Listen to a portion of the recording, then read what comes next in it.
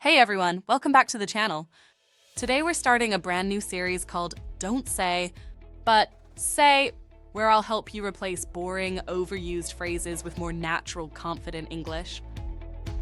So let's start with a super common one. I'm fine. Now there's nothing wrong with it, but it's a bit bland, don't you think?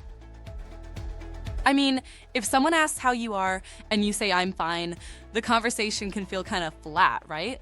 Let's spice it up. Instead, try these. I'm doing great, thanks for asking.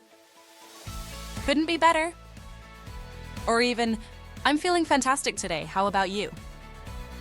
See how much more lively and positive that sounds?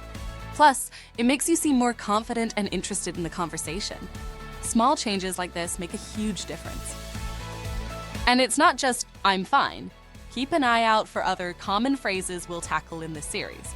Every small change brings you closer to sounding more natural. If you found this helpful, hit that like button and subscribe for more tips like this. And hey, don't forget to check out my playlists for other awesome English learning topics. Remember, don't just be fine. Be fantastic. See you in the next one.